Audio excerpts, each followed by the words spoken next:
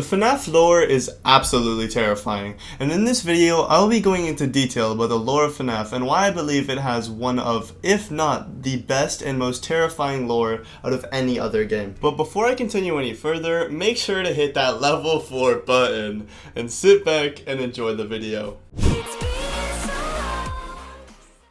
In the lore, William Afton, a pizza place owner, had one of his children die in an accident. This obviously made him sad and angry, so in retaliation, William killed Charlie, his friend and fellow owner of the pizza place, Henry's daughter. The reason he had done this was because he was jealous of Henry and his talent-loving family. Sadly, Henry didn't find out William had done this, so the two kept on with the pizzeria. An unknown amount of time later, William's son, usually nicknamed the Crying Child, was killed in an accident that is known by all as the Bite of 83. After the death of his two children, William had developed a fear of death and sought out to be immortal by any means possible. In the FNAF wiki, it is said that he believed that abducting and murdering small children would almost allow him to absorb their life essence and allow him to become immortal. He then abducted and murdered 5 children by luring them into a back room dressed as Spring Bonnie. After he had killed these kids, he had stuffed their bodies in animatronic suits. Usually these animatronic suits were used for entertainment of other children, but now there was bodies inside of them. In the first installment of the series, you play as a night shift security guard at a rundown Freddy Fazbear's pizza place. Each night, you receive a call from the phone guy who shares crucial information about animatronics and your job. On the first night, you will receive this call.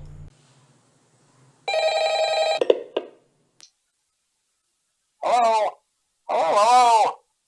I wanted to record a message for you to help you get settled in on your first night.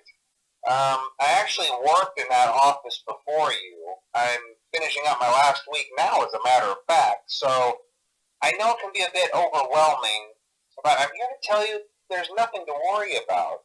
You'll do fine. So let's just focus on getting you through your first week, okay? Let's see. First, there's an introductory greeting from the company that I'm supposed to read. It's kind of a legal thing, you know.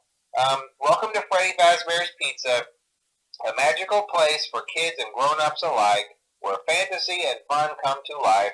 Fazbear Entertainment is not responsible for damage to property or person. Upon discovering that damage or death has occurred, a missing person report will be filed within 90 days or as soon as property and premises have been thoroughly cleaned and bleached and the carpets have been replaced. Blah, blah, blah. Now, that might sound bad, I know, but there's really nothing to worry about. The animatronic characters here do get a bit quirky at night, but do I blame them? No. If I were forced to sing those same stupid songs for 20 years and I never got a bath, I'd probably be a bit irritable at night too. So remember, these characters hold a special place in the hearts of children and we need to show them a little respect, right? Okay. So just be aware, the characters do tend to wander a bit. They're left in some kind of free roaming mode at night. Something about their servos locking up if they get turned off for too long. They used to be allowed to walk around during the day too, but then there was the bite of 87. Yeah, it's amazing that the human body can live without the frontal lobe, you know? Now, concerning your safety, the only real risk to you as a night watchman here, if any, is the fact that these characters, if they happen to see you after hours, probably won't recognize you as a person. They'll most likely see you as a metal endoskeleton without its costume on. Now, since that's against the rules here at Freddy Fazbear's Pizza, they'll probably try to forcefully stuff you inside a Freddy Fazbear suit. Now, that wouldn't be so bad if the suits themselves weren't filled with cross beams, wires, and animatronic devices, especially around the facial area. So you can imagine how having your head forcefully pressed inside one of those could cause a bit of discomfort and death. The only parts of you that would likely see the light of day again would be your eyeballs and teeth when they pop out the front of the mask. Yeah, they don't tell you these things when you sign up. But hey, first station of the breeze. I'll chat with you tomorrow. Check those cameras and remember to close the doors only if absolutely necessary. Gotta conserve power. Alright, good night. As the first night progresses, you'll encounter two animatronics, Bonnie and Chica, who occasionally will attack your office, requiring you to close the doors to survive until 6 a.m. Surviving this night leads you onto the second night, where the phone guy will congratulate you, and that's basically all he does. Nothing really also happens on the third night either, but on the fourth night, you receive this call. Oh, hello! Hey, wow, day 4. I knew you could do it.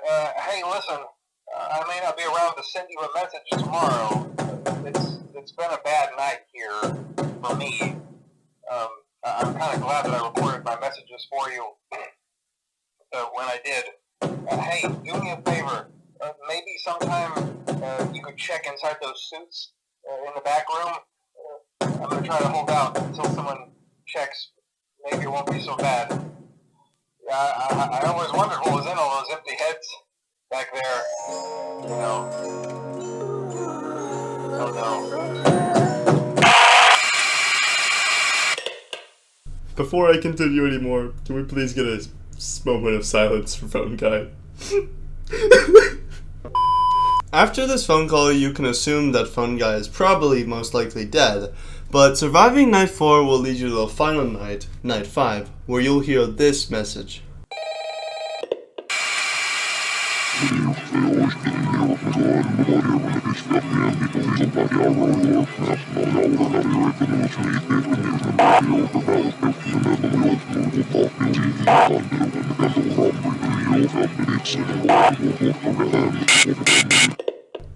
This definitely proves that Phone Guy is now dead, as instead of Phone Guy calling you, you get weird demonic noises that are really not intelligible. I don't know how to I don't know what's going on here.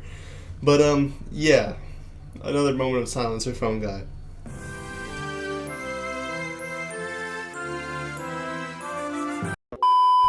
Alright, but in all seriousness, this is just really sad. I'm actually kind of sad for the Phone Guy, bro. Michael! Don't leave me here! Michael! Michael! In the FNAF wiki, it is said that the marionette, possessed by Purple Guy's first victim, Charlotte Emily, sought to protect the children and give them a second chance at life, so as to have vengeance on their common killer. In the very interesting and creepy Gift Life minigame in Five Nights at Freddy's 2, the marionette or puppet is seen giving gifts to the dead children, which turn out to be the animatronic suits of Freddy, Bonnie, Chica, and Foxy. Now we can infer that this means that the marionette is giving the children their second chance at life, as she promised before. This also means that the Phone Guy was wrong about the free roam night that the animatronics are put in, and it's actually very interesting, as now we know that it's not just the animatronics acting up, and it's actually the vengeful children's souls controlling the animatronics to attack you.